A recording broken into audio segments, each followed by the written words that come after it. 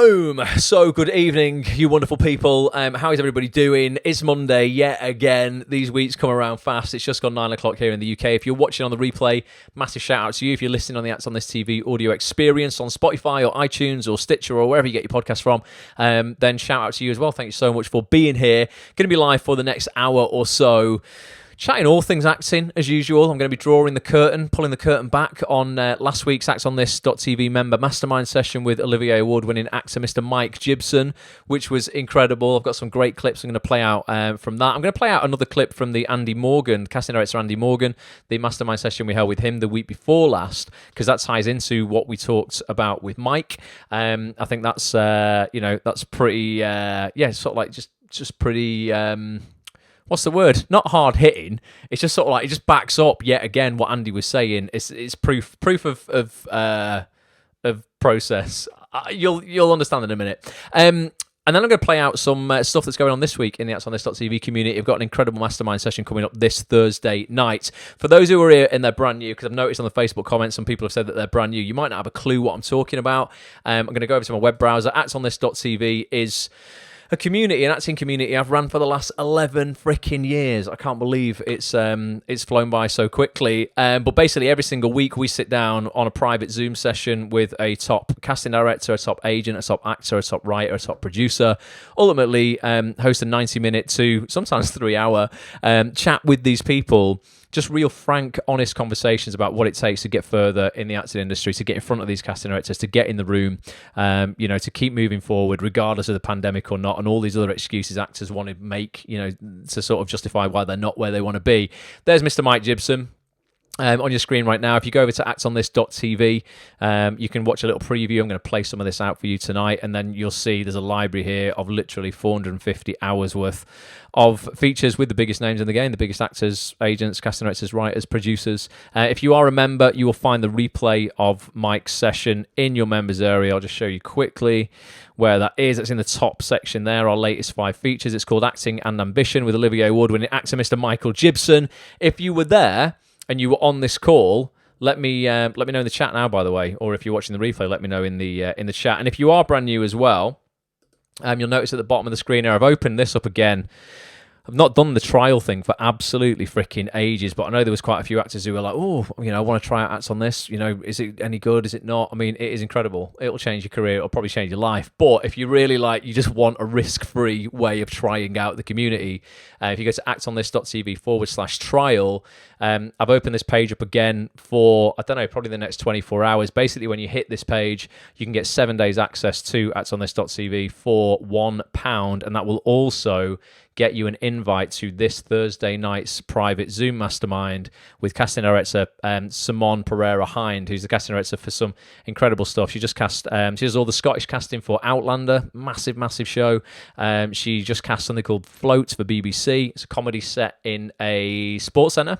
And she just cast a film for Netflix called Munich, starring Jeremy Irons. Works on really great stuff. We're going to be talking to her for 90 minutes this Thursday night. It's a private session on Zoom, but if you're not a member, you've never been a member before of this community, I want to give you an invite for £1. I mean, go on, you're mad. If you don't want to get involved, you're crazy. All you lot who are here, who are members though, I'm sure I'm going to be seeing you there anyway. So who was on the Mike Jibson mastermind? Let us know. Sarah, how you doing? Linda, hope you're good. Andrew Lorden's in the house as well. Brendan is now here. So Maya is here as well. I'm not in the air right now, thankfully. What's that? Oh, Sarah does a lot of aerial work. Is that what you're talking about? I thought you meant like you're on an aeroplane or something. But yeah, the session with Mike was awesome. And like I say, it backs up what we spoke about with Andy Morgan the week before, which ultimately was taking control of your career. It's, some of the stuff that we talk about is just like on repeat, the importance of taking control of your own acting career, empowering yourself, not just waiting for something to happen or your agent to do the work for you, or somehow for you to be discovered, because it just doesn't work like that. The industry has never worked like that. It will never work like that. It's massively oversubscribed. There's thousands and thousands of actors all after the same work, but there's thousands of actors doing nothing about it.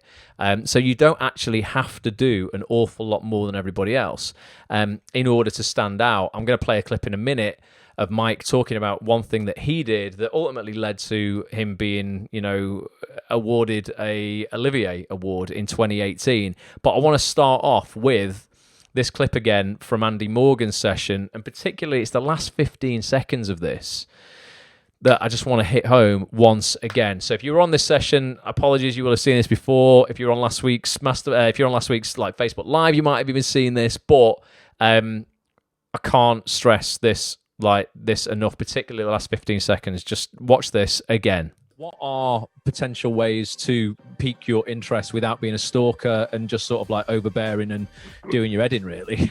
Before you reach out to anyone, then you have to make sure that your shop window is in pretty tip-top condition, and the chances are at this point your shop window is your spotlight page.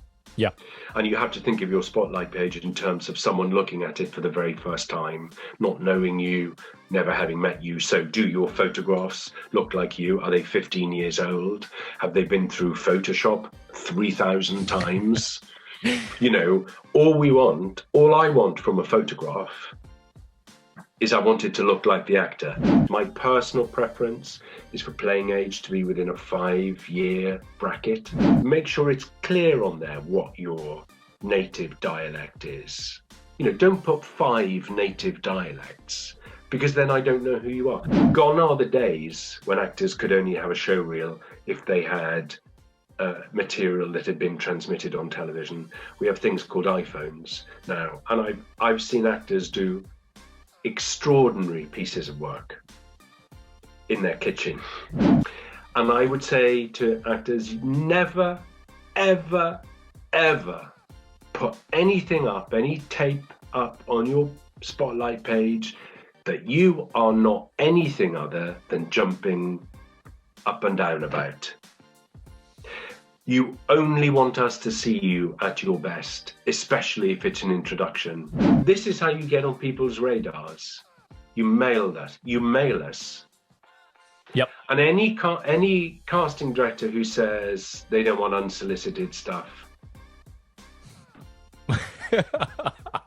we are only as good as the actors that we know.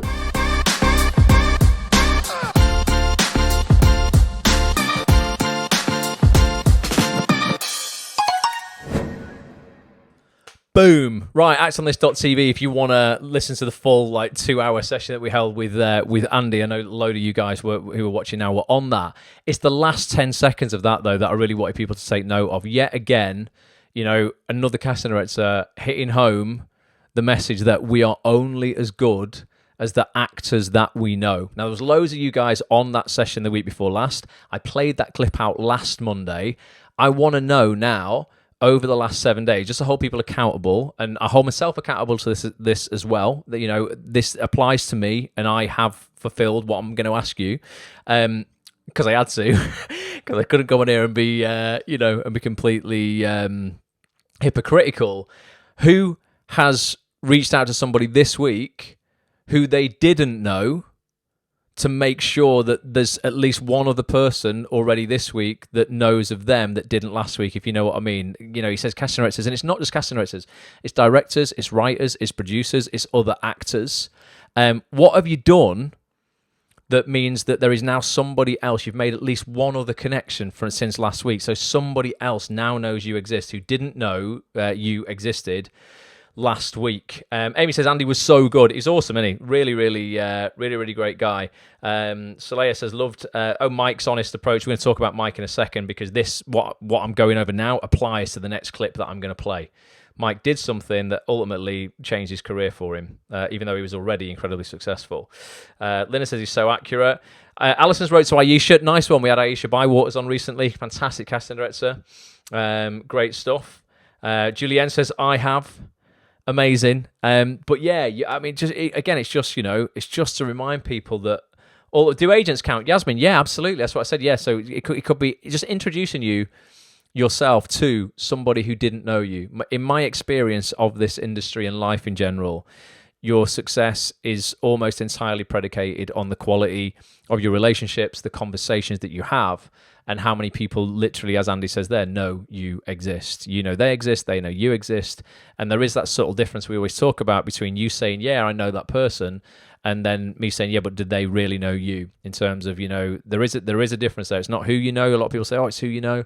I've always said, it's who knows you. And it is a difference, if somebody truly knows you, would they recognize you? Would they stop and talk to you? Would they say hello if they passed you in the street or, somewhere you were auditioning or something like that, or saw you at the theatre?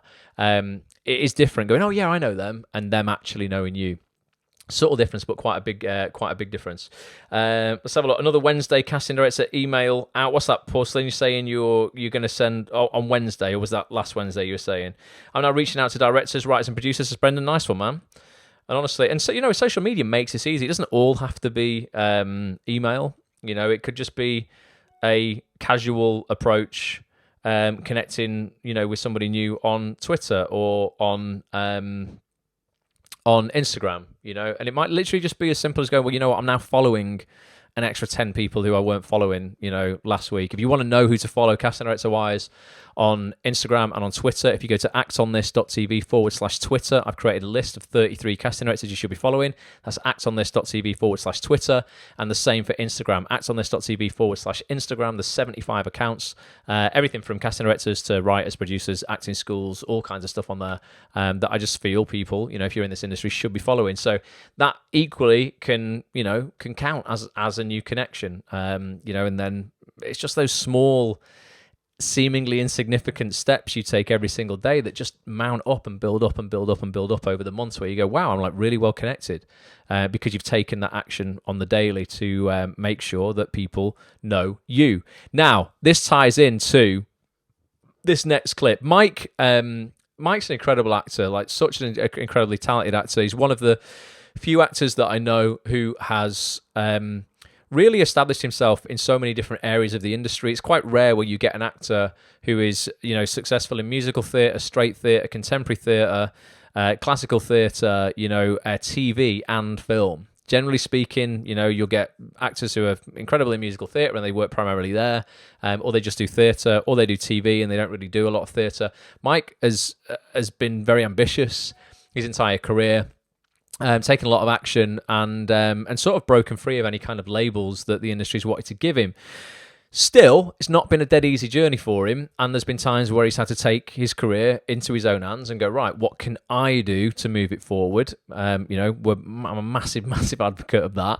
And this clip here just documents just one thing that he did back in, when it's been 2017 probably, because he wanted a shot at an audition for a particular thing, and he took it into his own hands to get in touch with the person who had the power to make that happen.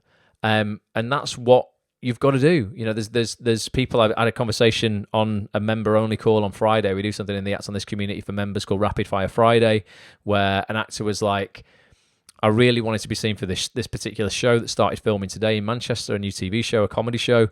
And he was quite upset that he hadn't really been seen for it, and in hindsight didn't take enough action really to really make it happen. It really meant that much to him, and I'm like, if it really meant that much to you, like, you in the future, you now know if this goes for a second season, you know the action that you have to take.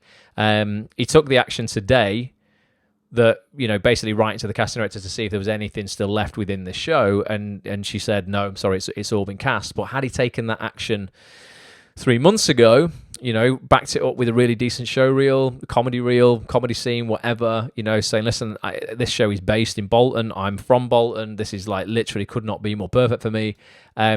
Maybe you'd have got a look in, could have got a self-tape, or whatever. He did apply, but via a more of an open casting call. But I'm like, nah, screw open casting calls. Like, if you can help it, let's just go straight to the source. So this is an example of what Mike did that got led to an opportunity that he took advantage of, ended up in a role in a show that ultimately landed an award that then changed the trajectory of his career forever. So there you go. Check it out. I am all about accountability, taking responsibility, not leaving everything to your agent. I preach about it all the time, and I want every single person on here to really implement it in their career so they're not just waiting for stuff to happen. Tell us a little bit about that. And also, has that been, we spoke a bit, and I want to go into this now, about ambition. It was a word that came up again and again when I was chatting to you the other day. I don't know if you noticed or not. You clearly have had it, you've taken action on it, and you've taken responsibility for opening doors yourself. Give us a bit of context on that. I've said this a couple of times. I'm very ambitious. I'm not competitive, but I'd be chuffed to bits if me and you were up for the same part and you got it. I'd be like, well, great. Good Nice. for you. That's amazing. Congratulations. Of course, something else will come up for me. I'd be gutted for me, but I wouldn't be annoyed that you got it. Does that make Cheers, sense? Mike. Yeah. So likewise, I want to get it though. So, and that's where I try not to be competitive, but I'm ambitious. I will go and chase something. I'll make something happen. You know, and sometimes I don't, but a lot of the time I try to. I try and give myself a kick up the arse. Special thanks to Cameron McIntosh for opening a letter from a lad from Hull who wanted to play the king. I wrote him a letter. I hand wrote him a letter to say, do you remember me? Just hear me out. I think I could play King George. I'm not sure who you're seeing. Would you see me? And I got a response back that week saying, you're on the list. I've had a word with casting. Really good idea. It'd be great to see you. So I went in, and then, you know, the rest is history. And I did three auditions, I think, and got the part. The only thing that's stopping people from being ambitious is somebody saying, is worrying about what other people think. Yep. And that's fear. That's fear of worrying about what other people think. Who cares?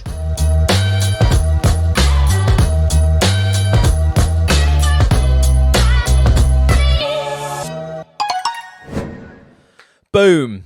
actonthis.tv if you want to watch the full 2-hour chat with Mike. I think it might have been gone on for longer than 2 hours, about 2.5 hours, I think. But there you go. Literally, he was like, listen, there's this, you know, Hamilton was coming up in the West End. He'd seen it in the States, was like, I really want to be a part of this show. Looked at it and went, I really could nail King George III. It's an incredible part in the show. Very memorable. You know, it's sort of like, was right up Mike's street. And he was like, right, I mean, don't know, how the hell do I get a scene for this? Ended up writing a letter to Cameron McIntosh, got on the list via Cameron, because there's no, the producer of the show is not going to go, oh, I'm not going to see you then, because Cameron's like, you need to see Mike. Went in, did 3 auditions. I think he said he got obviously got the job, and won, an Olivier award for it. So it just shows you. And we discussed on there, like, what was the likelihood of him getting that role had he not taken that action? And it's pretty slim, even with a really good agent. And it's no shade on his agent, It's just that, was his agent able to get him in? I mean, we don't know. We'll never know. But it was something that Mike felt so strongly about. He's like, no, you know what? I'm gonna take control of this situation, and he did.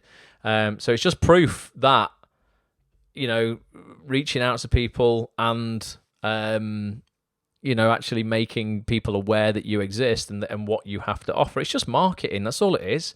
It's exactly the same as any other business. If you were selling anything at all, it's putting a great product in front of a audience, a customer who is in the market for that product at the right time. It's as simple as that. I think a lot of actors just think that there's something mystical and magical about this industry, and it's all sort of like, fairy dust and luck, and I'll be discovered and someone will pluck me out. It's like, you're looking at it just like in a really helpless way. There's so much that you can do to control who knows you. Ultimately, it's as simple as that, to know how many customers are aware of your products. It's literally as straightforward as that. And it's just putting the right marketing material in front of the customer at the right time, when they're at a point where they're looking to buy said products, and that's how opportunity is made. It ain't that complicated, basically. When he said, you might remember me, had they met before? So he'd done, I think it was Mike's wife is in musical theatre as well. I think Mike's wife might have years ago been in a show that Cameron had produced, and I think they might have briefly said hello at a bar years before, like at front of house drinks afterwards, or sort of like at the bar after a show. Didn't know him, wasn't his mate or anything like that. It would be the equivalent of, I don't know, you just write into anybody who you've said, all right, yeah, great, nice to meet you, thanks, bye. So there was no sort of like, I don't think they worked together before or anything like that. I can't remember exactly, but I think that's what it was. I think his wife had been in a show, and they had briefly said hello, in a bar. But yeah, I mean, any kind of in like that is always going to be good. It's always going to be advantageous if you can kind of put a bit of context behind it, because I think it makes the law of reciprocity a bit stronger. I think people feel if they've met you somewhere that there's a bit of reciprocity there, like, oh, okay, they don't want to seem like they can't just pie you off. They can't just ignore you, I don't think, or it's harder to ignore. Definitely. So again, that's about any relationship that you make in the industry. That's why I'm like, if you ever work with somebody, even if you've got one line on a show and you're going in as a day player, on a drama or on a serial drama or just whatever, for one day, you might be in for half a day or something like that. So you won't meet that many people, but the people who you do meet, like, be kind, add value to their lives, be lovely to be around. Drop them a message afterwards. When you get a TV job, you'll get a call sheet and it'll have everybody's, it'll have all the production, like email addresses on and all this sort of stuff. And it's not being stalkerish or sycophantic or sucky uppy or anything like that. But the people you've come into contact with that day who have made your life nicer, drop them a little email afterwards, or link in with them on LinkedIn and just drop them a little message, literally 2 seconds, just to say, listen, you made today so much easier. Thanks so much. Really hope we work together again in the future. Just keep that relationship, sort of like, just keep strengthening it. Follow these people on Twitter, follow them on Instagram, support them. If they tweet something that they're promoting, retweet it. Little things like that. When you see somebody, I notice people in this community who never ask me for anything or anything like that, but they constantly support what I'm putting out. They'll comment on things, they'll like things, not just for the sake of it either, not just like, because you get that a lot, don't you? You get actors just saying anything for the sake of it. If a casting director tweets something, it's so obvious, it makes me go, ugh. But you get some people who, who just like supporting stuff in a genuine way, in a non-creepy way. And after sort of like 6 or 7 of those interactions where that's really nice to them, they've quote tweeted that again and said how good it is, or this sort of thing. I know if those people reach out to me, and they haven't, because people hopefully in our community, it's not transactional. It's kind of like people just want to support. That's what I love about our community anyway. The Acts on this community, everyone just wants to support everybody.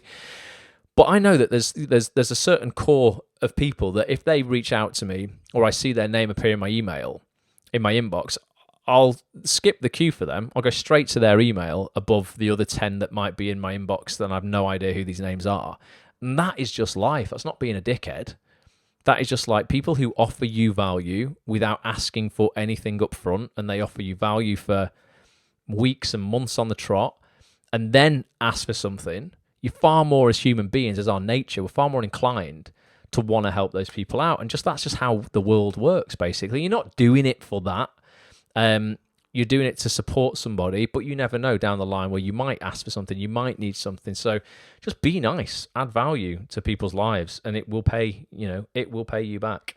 Mark says some actors' entire Twitter is just replying to casting notes. Says, it's pretty cringe. It's pretty cringe, Mark. I do see a lot of it, and I'm like, oh, there you are again. You've just replied for the sake of it.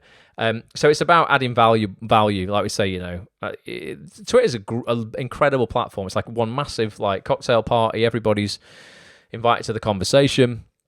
And anyone who tweets anything publicly absolutely should expect replies. Otherwise, what's the point in putting it out there? But yeah, it's just like, I just see stuff and I'm like, I have absolutely nothing to add to that conversation whatsoever. So I'm just not going to say anything at all. I'm not going to like every single tweet someone puts out just for the sake of it. Because we all see through that. It's so obvious, isn't it? It's so freaking obvious. Now, the next clip that I want to play out from Mike, because time is flying by already, was just what's going to happen when you do send these emails out and when they don't all hit and you don't get replies, because you are going to feel rejection lots and lots and lots and lots and lots of times in this industry. I preach all about reaching out, making people aware of you, putting your work out there. I don't get replies to every single thing that I put out. I don't get jobs from every single thing that I try out of every single sort of like attempt to get an opportunity. Doesn't happen. I mean, it happens so like far less than it happens. But when you are happy to juggle 75 plates and drop 65 of them, you've still got 10 of them in the air, whereas most actors only want to spin 3 plates at a time because they're shit scared of getting out of their comfort zones and actually sort of like stretching themselves, that when they drop all 3 plates, they're left with nothing. So it's a bit of a volume game and a consistency game. So you are going to get a shitload of rejection, and sometimes you'll put a lot of work into crafting an email or a message or something, and yeah, you won't hear anything at all, or you will just get a flat out sometimes. Sometimes I'll just let you into some stuff here. I won't say any names or anything, but sometimes when I'm booking guests in for actsonthis.tv and I'm approaching bigger and bigger guests all the time, and sort of 8 out of 10 times people are absolutely lovely, and even if they're like, I cannot commit to this yet. I was talking to Ricky Gervais's agent, and I'm like, I know that's pie in the sky, innit? But I'm like, look, we've had Joe Wilkinson on. I saw Ricky tweet a picture of him and Joe Wilkinson today as well on Afterlife 3, and I'm like, God, we're so close to getting Ricky Gervais on. But it's just, even when it's a decline, it's a lovely, lovely decline that makes you still feel like human, like you've had respect. I mean, I don't expect Ricky to go, oh yeah, I'd love to come and do an Act on This feature. I mean, come on, like, this is nothing, absolutely nothing to him whatsoever. But the way that his agent replied was so nice and just made me feel actually like I was somebody. That's lovely. However, 2 out of 10 times, you will get a reply that is kind of like effectively a bit of a fuck you. And it's sometimes a bit surprising when I go, oh, maybe the tone of your email wasn't supposed to sound like that.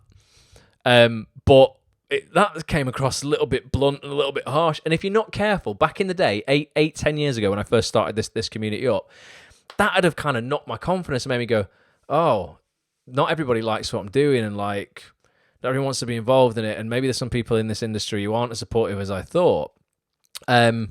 Whereas now, I mean, I've got, in hindsight, I've got 10 years of this where I go, God, you know what? 990 people out of 1,000 are absolutely incredible, lovely, just want to give. And the people who are a bit either completely ignore you, and that's fine because they might just never read it. But the people who take the time out to actually write you a message, it's like, not in a million years would I ever do this. I always feel it's more of a reflection on what's going on in their head at the time. It isn't personal. They don't even know me, and none of this industry is when you get a rejection. It's not personal at all. But sometimes people, we don't know, do we? It's cliched, isn't it? But you don't know what's going on in somebody's life. No one, I think, goes out of their way to be a dickhead. Some people can just be overwhelmed, and even just sending a reply is overwhelming. At least they've sent a reply, even if it's not super, super polite. So yeah, ultimately what I'm saying is you're going to get loads of rejection. It's fine. It's par for the course. Don't stop it.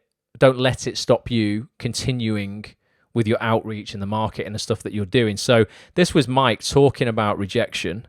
I'm just going to look at the comments before I play this. Got a lovely reply from a casting director yesterday, and a nice surprise, says Caroline. Nice. Honestly, like the majority of this, I think human beings in this industry, human beings full stop on planet Earth, are probably the most underrated brand in the world, because we are pretty incredible as a race. I know you only hear, negativity in the news a lot of the time about how we're all just like, killing each other and being horrible to each other. But when you really look at it, we're amazing. We're an incredible species.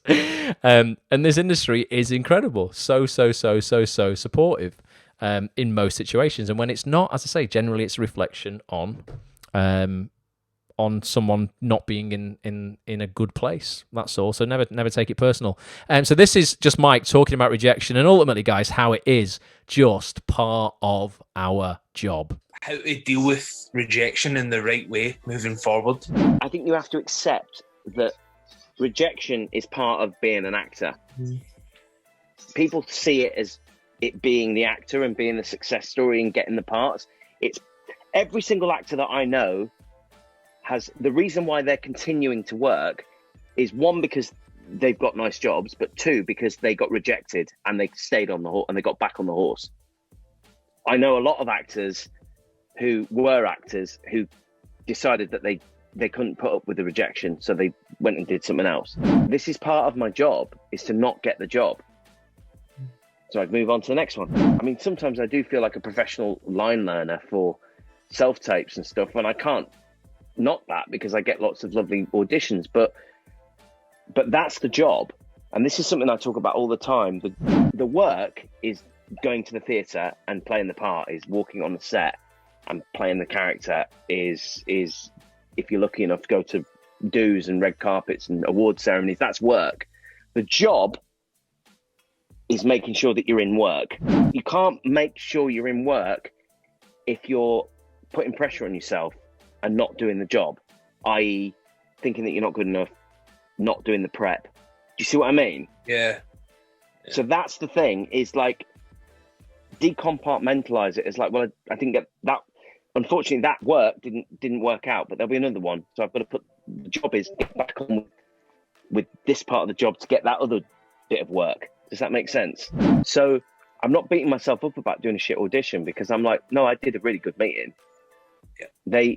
If they didn't use me, that's because I gave them the problem. It's just the way the cookie crumbled. Do you know what I mean? So I walk away from it going, well, I nearly got that. Yeah. So I feel good about that.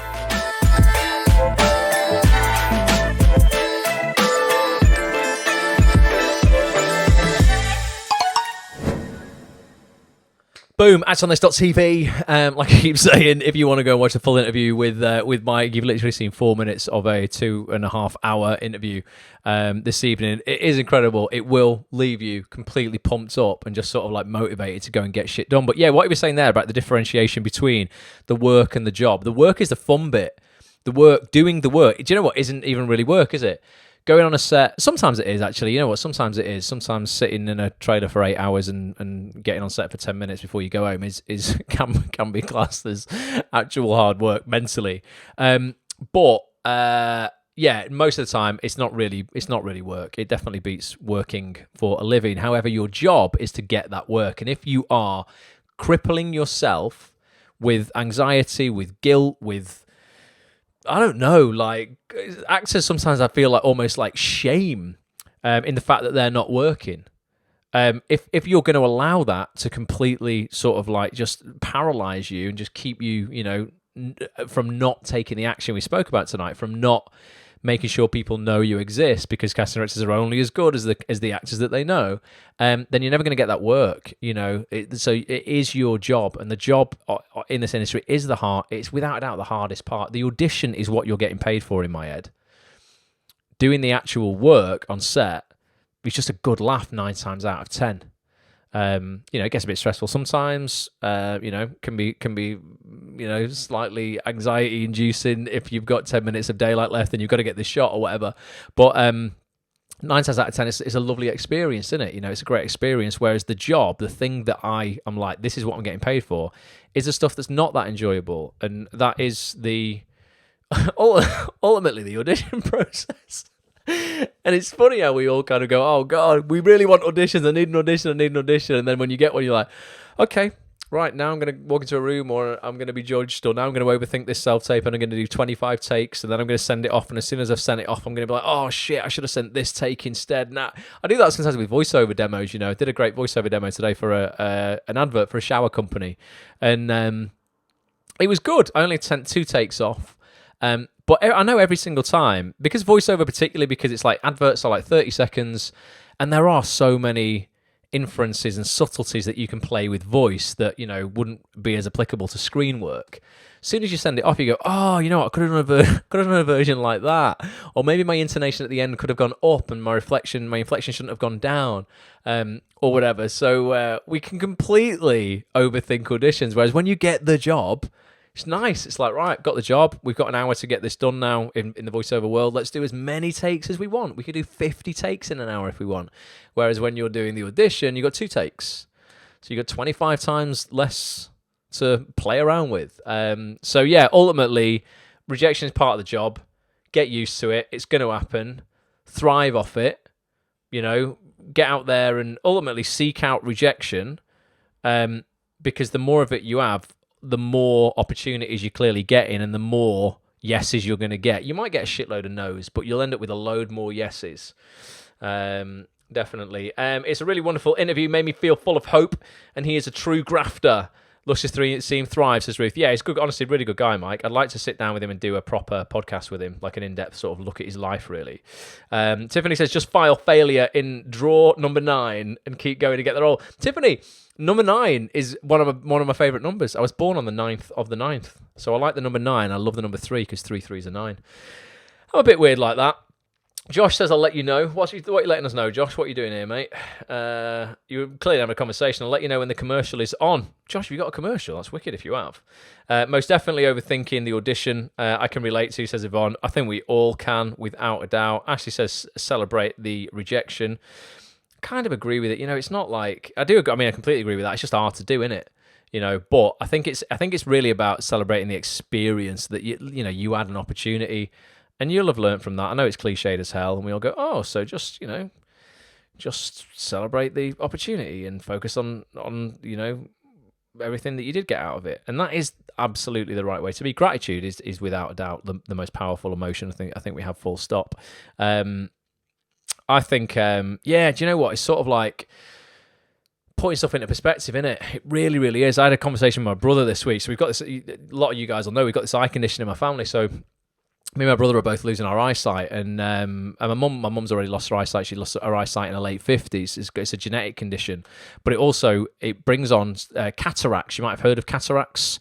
You folks who are getting on a bit might have been even developing cataracts. Cataracts is a completely natural process with your eyes, where the lens of your eye is it's like a jelly substance in your youth. So that's what enables you to focus. So when the muscles in your eyes tense, the jelly is manipulated, and that changes the focal length of your eyes, so you can see things in the distance and you can see things close up. And with the condition that we have, me and my brother have, and my mum's got, you get cataracts really early. So I had my cataracts removed, so my lens in my eyes removed in both eyes at 24, and they put in place these plastic lenses, but they're not as malleable, so they can't focus quite as well. So like I still need to wear contact lenses for distance vision, and I then need to put reading glasses on when I'm wearing contact lenses to see things near vision. It's ridiculous, but still incredibly grateful for the eyesight that I've got. Because I hope I have it forever, but it's highly unlikely.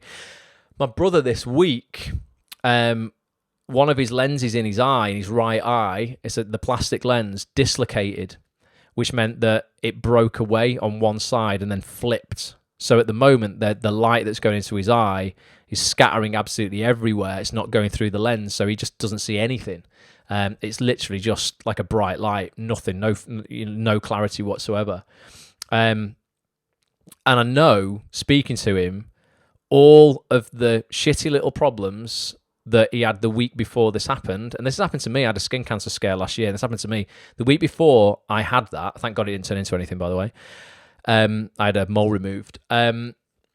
The week before that, I was worrying about shit like this, auditions, self-tapes, thinking of this, could I have done that better, all this stuff, and then boom, you're punched in the face with something like that, and you're literally like, holy shit, why was I not cartwheeling down the street yesterday, kissing the world? Because now I've got a real problem. My brother's, he'll get this fixed in 3 weeks. He's got to have an operation, and fingers crossed it's all gonna go fine. But that will reset his gratitude meter, I'm sure, where suddenly he goes, oh, I'm not going to worry about the small stuff for a bit. And we all have this when we lose a loved one or something like that. I had it when my dad died. And if we're not careful, all the bullshit creeps back in again, doesn't it? And you forget that gratitude. So you do have to kind of practice it every day and remind yourself of everything that you really do have in your life. I'm so grateful for my eyes. I'm grateful that I can walk, that I can work out in the morning, that I can pay my mortgage. I'm grateful for all you guys in this community. I've got the internet. I'm grateful for the latte that I'm drinking at nearly 10 o'clock at night. So then when you focus on what you have, that rejection doesn't sting nearly as much, because you're like, it's just a freaking job. I don't give a shit. Why am I getting all of my self-worth from this extrinsic nonsense this role on TV, the round of applause from an audience or something. Like, you know, why am I not feeling okay now, like enough now? Because I've got all, you know, ultimately your body, the most incredible possession that you will ever truly own. You know what? You might all have a lovely TV, an iPhone or whatever, you know, all this technology. I've got a, you know, I'm in a lovely office here. I've got all this technology, all these microphones. They're mine, but they're not really mine. Someone could come and just take these off me. Someone walks in now, please don't. You know, walks in with a gun or a knife. You can have all this. I'm not bothered. You know what? My body, really the only thing that I truly own. I mean, yes, you know, people could do bad things to you, but it's a real possession that is mine, that I need to look after. I need to invest in, you know, physically, mentally, myself. There's no amount of money or amount of time that's too kind of great to you know, to invest in yourself and your body, to look after it. And I think there's something like, I mean, how many times does your heart beat a day? It's something crazy, like 100,000 times or something like that. Ultimately, when you just look at what you have, even when you have nothing, as in this, like, why are we not all walking around so ridiculously grateful for that? You know, it's like, how many people during the last year have unfortunately, you know, lost the privilege of living inside one of these? So many people. So it is sometimes just remind yourself of that, innit? That's another thing with rejection, where I'm like, why am I even giving 5 minutes to that? Because look at actually everything that I have, you know, that I have got. So it's always a nice reminder. Definitely. Ashley says, we all die, brother. That's we do, Ash. We do. I hope it's not for a long time for all of us. I definitely, one of my life goals, bigger goal than any acting related goal, is to reach 100 years old. I just want to. Do you know what? I was so gutted for Captain Tom, because Captain Tom got to 100, didn't he? Oh, it was Prince Philip when he got to 99. I'm like, oh, I'd be gutted. He didn't even get a telegram from his own wife. He'd have got a telegram from the Queen, wouldn't he? If he got to 100, only got to 99. I've got to get to 100. Definitely, that is the key. So I'm going to play a little mashup of Mike's full interview. Like I said, if you want to go and get a membership to actonthis.tv to get access to all of this stuff and get an invite to this week's mastermind session with Simone Pereira-Hind, which is going to be an incredible session. She's a top TV casting director this Thursday night. Go to actonthis.tv/trial sometime within the next 24 hours. You'll only have, when you hit that page, you'll have 60 minutes to get a membership for £1 for 7 days. 7 days for £1. Cancel whenever you want. If you don't want to carry it on, you don't have to. I just want to show you how powerful the information on Acts on This is, how great the community is.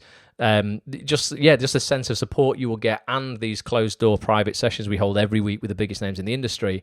You will get to join this week's on Thursday with Simone, and it's just going to cost you £1. You won't want to leave once you're in, but you are free to anytime you want. actonthis.tv/trial. Once you hit that page, you will only have 60 minutes to get a membership for £1. It will, to be completely transparent with you, record your IP address and the device that you are on. So it is a bit of a one-off thing. Unless, you know, you could technically cheat it. You could go on a different internet connection on your laptop as opposed to the one you went on your phone. You get another 60 minutes, but just go and get a membership. It's literally just going to cost you £1. But here is a little mashup of just some of the other things that we spoke to Mike about on Tuesday night. Olivier, award-winning actor. He's the original West End King George III in Hamilton, and he's a star of so many other stage, film, and TV shows. It's only Mike Jibson. Mike, thanks so much for being here, mate. How are you? I try not to be competitive, but I'm ambitious. I will go and chase something. I'll make something happen. You know, sometimes I don't, but a lot of the time I try and give myself a kick up the arse. Special thanks to Cameron McIntosh for opening a letter from a lad from Hull who wanted to play the king. I wrote him a letter. I hand wrote him a letter to say, do you remember me? Just hear me out. I think I could play King George. I'm not sure who you're seeing. Would you see me? And I got a response back that week saying, you're on the list. I've had a word with casting. Really good idea. It'd be great to see you. So I went in, and then, you know, the rest is history. How do you balance that juxtaposition of going, well, if I'm happy with everything I've got now, don't need to be ambitious, because, like, I should just be happy now? The only thing that's stopping people from being ambitious is somebody saying, is worrying about what other people think. Yep. And that's fear.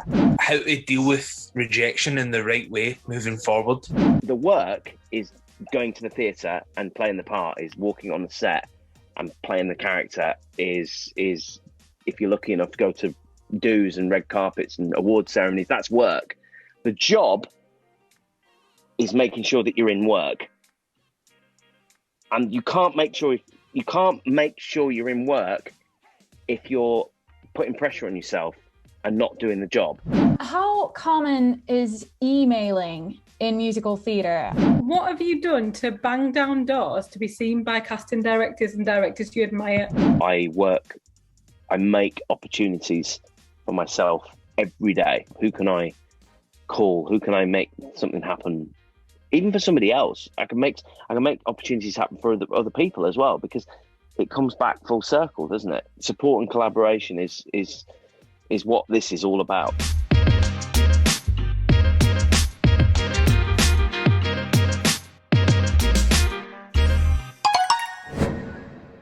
There you go, absolutely cracking chat, and you know what? There's obviously loads more than we can fit into a 2-minute trailer there as well. So this Thursday evening, we've got another session. I'm going to play a trailer out now that was hilarious actually, because I put the guests on the spot in these trailers, and like I should really prepare them and say, listen, I'm going to ask you something on these trailers that you're going to have to be like quick about in order to give a good answer. And poor Simone.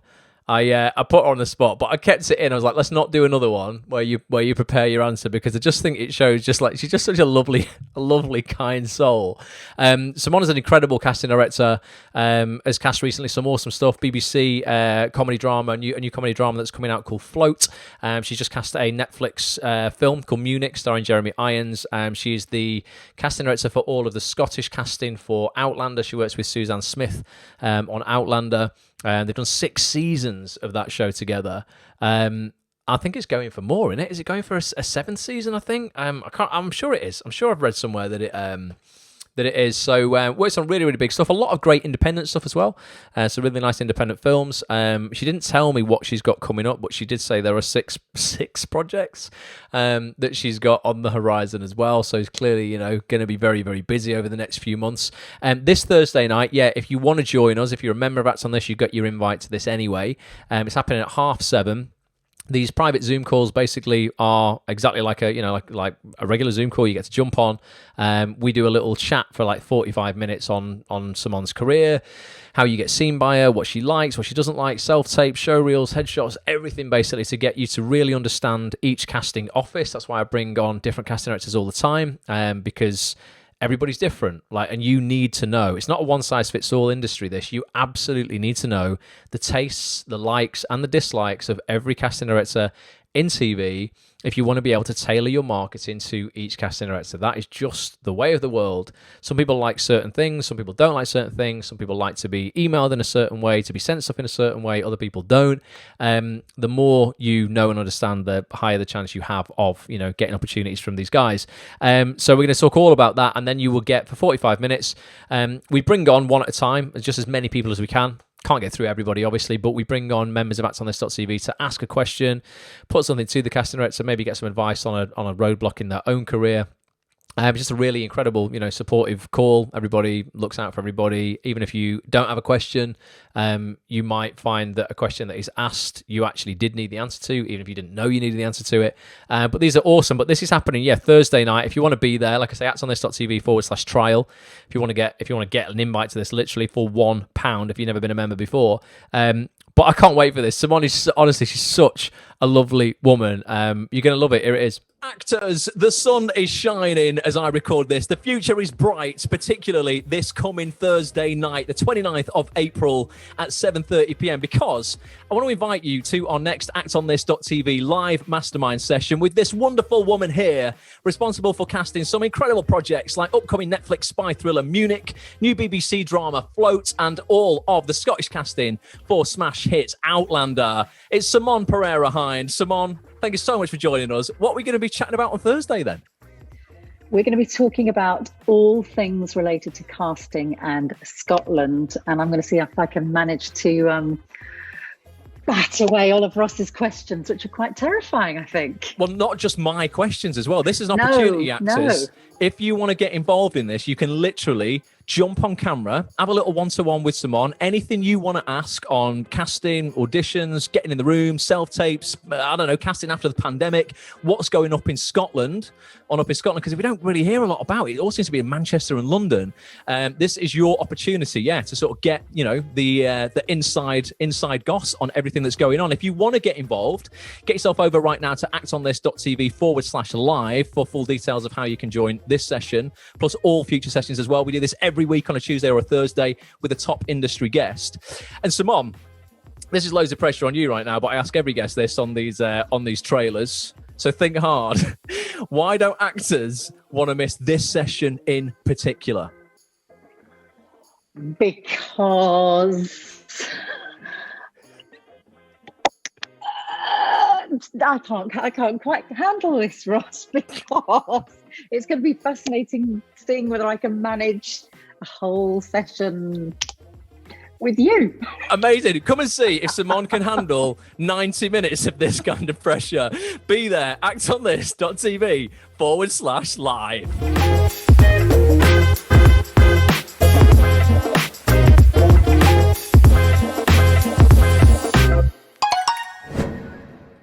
Talk about putting her on the spot, bless her.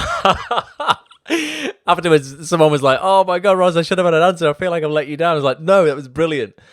So yeah, come and join us Thursday night. It's going to be far less pressure on Simon than the 2-minute trailer was. But yeah, we're going to be talking about everything that Simon's working on, and also the industry up in Scotland. Doesn't mean if you're not up there, you can't work there. I know we've got members of actonthis.tv. Cal, I know you're in Scotland.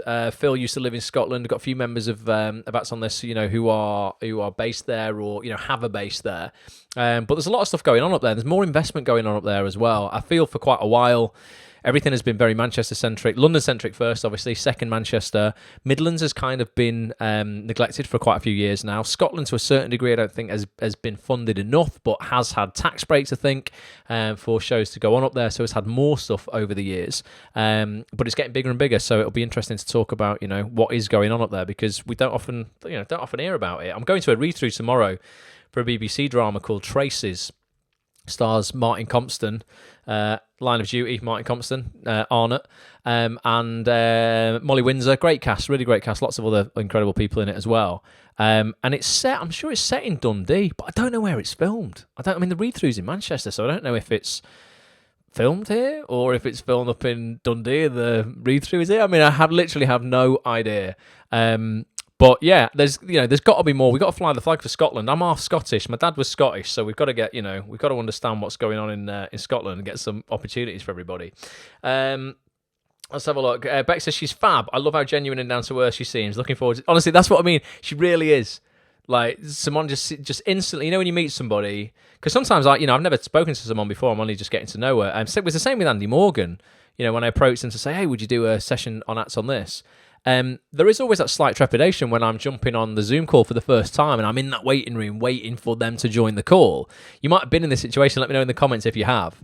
And you don't quite know, you can kind of read into them on social media and see their tone and what they're like, but you don't quite know who's going to turn up and what they're like and if they're going to think you're a total dickhead or not. And I just instantly connected with Simone because, first of all, I've been calling her Simone for the last decade. I've been calling you anytime you've come up in conversation, Simone. I've been calling you Simone Pereira Hind. And the first thing she went, "Ross, it's Simone." I was like, "Oh, well, I've ruined it, haven't I, within 3 seconds of this call? That's it. You're probably going to leave." But she's like, "No, I get it all the time." So that's something that you've learned already, because I bet there's lots of people here. Be honest if you've always referred to Simone as Simone, because I have, literally forever. I don't know, a lot of other actors have as well when I've had conversations with them, so it can't just be me. So at least that's one thing that if you ever meet her, you will get right first time, and that's probably going to win you brownie points. So don't say I don't do anything for you. So that's this Thursday. Yep, 7:30 p.m. If you want to be there, actonthis.tv, get a full membership, or if you just want to try it out for a week for a quid, actonthis.tv/trial, you're more than welcome to check it out. You'll get full access to everything, the vault. You'll get access to all of the previous recordings of every mastermind we've done with the biggest casting directors, agents, actors, writers, producers in the game. You'll get access to the app, so you can access it all on your phone. You'll get access to the call on Thursday night. Bloody hell! What more can I give you? Not much more for. You don't get a lot more for £1. I'll tell you that. Anyone got any last minute comments? We've got 3 minutes till I will wrap it up. But just thank you so much, everybody, for joining us. If you've been here for the first time, we do this every Monday as well.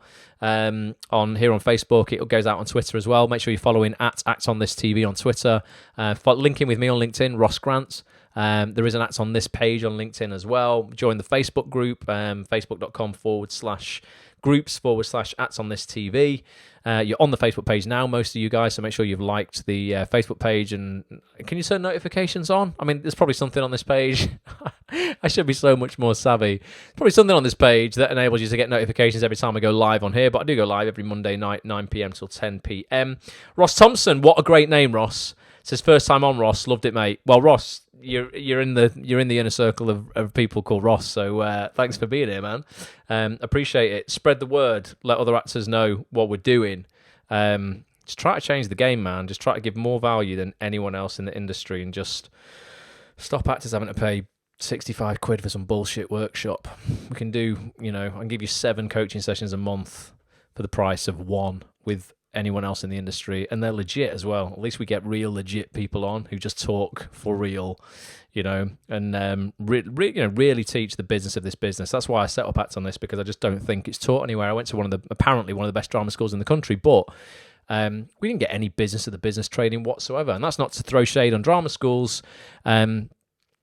It is if they don't do that today. I mean, I left drama school in 2005, so if they don't do it today, then I think they really need to up their game. And if they don't, I will go in and sort it out via Act on This for them. But yeah, I was just like, when I graduated, I was like, there's just nobody telling you how to actually turn your talent into, if we're going to be crude about it, ultimately cash, to pay your mortgage, to pay your rent without having to work as a waiter or a barman or in retail. I've worked in retail for 11 years. Literally lost the will to live.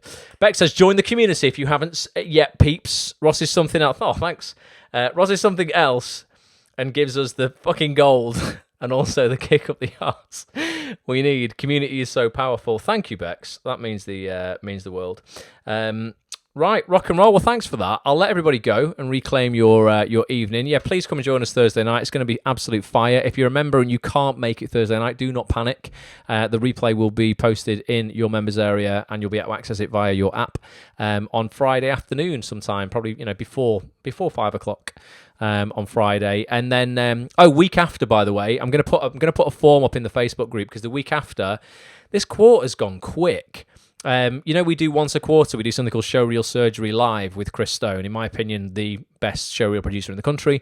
It's this next quarter's Showreel Surgery Live, the week after next. I can't believe how fast it's approached, and that's where we play out anywhere between 5 and 8 Act on This members' showreels, the latest cuts of their showreels.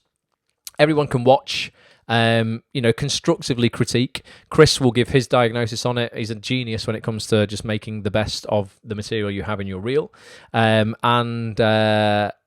just, give you all the strategies and tips, ultimately, that you can implement immediately after that event to go and make your showreel even more impactful when you are, distributing it to casting directors and agents or whatever you're looking to do right now. So that's going to be the following Tuesday. Following Thursday, I don't know if I should tell you who's coming up next, but we've got special guests from Daniel Edwards' office. Daniel Edwards is one of the best and just the nicest casting directors in the industry, but he casts huge stuff. He co-casts Line of Duty, which I know everyone's banging on about now, is like the suspense for the finale, the final episode next Sunday. People are going crazy about. But yeah, Daniel co-casts Line of Duty with Kate Rose James, another fantastic casting director. He's just finished casting a brand new massive Netflix show called Heartstopper. He did Grace before that. What else has he done recently? Like, just consistently top drama. And we've got, I'm not going to tell you who, but potentially multiple guests from Daniel's office. Daniel's been on like 6 times. I'm not going to ask Daniel to come on again for a little while, but we've got other people from his office coming on because I think it's very, very important to know not just the casting directors, but the casting assistants, the casting associates, everybody involved in the process, because they are the casting directors of tomorrow. And I feel if you're not, again, making them aware of you, making sure that they know you exist, that you're doing yourself and your career a massive disservice. That's going to be the week after. And then I'm not going to tell you anymore, but May's lineup is incredible. We've got great agents, great casting directors, just great industry guests, as usual, as we do every single week. So I love you and leave you. Thank you so much for being here. Hopefully I will catch up with you on Thursday night. And to finish, what's Beck saying here? It's terrifying how much they don't prepare you. Oh, drama school, yeah. I was a nervous wreck, she says, and didn't know how to handle it, but you really can take control of your own career and life. Yeah, it's your duty. It's your duty, Bex. No one else's responsibility. And when you take full responsibility, it's freaking super, super empowering. So to finish up, what should I play you? I'll just to hit home, I'll just play... Have I got anything here? We've got the... I don't know what I'm going to play. I'm going to play you the one letter thing from Mike that I played at the very start of this. Just to give you inspiration. Go and write your one letter, your one email, your one social media message to that one person who might not know you exist, who could move the needle on your acting career at some point. Get out your comfort zone, write it, send it, and have a freaking cracking week. I will catch up with you guys very, very soon. Until next time, lots of love, everybody. Bye for now. I am all about accountability, taking responsibility, not leaving everything to your agent. I preach about it all the time, and I want every single person on here to really implement it in their career so they're not just waiting for stuff to happen. Tell us a little bit about that. And also, has that been, we spoke a bit, and I want to go into this now, about ambition. It was a word that came up again and again when I was chatting to you the other day. I don't know if you noticed or not. You clearly have had it, you've taken action on it, and you've taken responsibility for opening doors yourself. Give us a bit of context on that. I've said this a couple of times. I'm very ambitious. I'm not competitive, but I'd be chuffed to bits if me and you were up for the same part and you got it. I'd be like, well, great. Good for you. That's amazing. Congratulations. Of course, something else will come up for me. I'd be gutted for me, but I wouldn't be annoyed that you got it. Does that make sense? Mate. Yeah. So likewise, I want to get it though. So, and that's where I try not to be competitive, but I'm ambitious. I will go and chase something. I'll make something happen. You know, sometimes I don't, but a lot of the time I try to. I try and give myself a kick up the arse. Special thanks to Cameron McIntosh for opening a letter from a lad from Hull who wanted to play the king. I wrote him a letter. I hand wrote him a letter to say, do you remember me? Just hear me out. I think I could play King George. I'm not sure who you're seeing. Would you see me? And I got a response back that week saying, you're on the list. I've had a word with casting. Really good idea. It'd be great to see you. So I went in, and then, you know, the rest is history. And I did three auditions, I think, and got the part. The only thing that's stopping people from being ambitious is somebody saying, is worrying about what other people think. Yep. And that's fear. That's fear of worrying about what other people think. Who cares?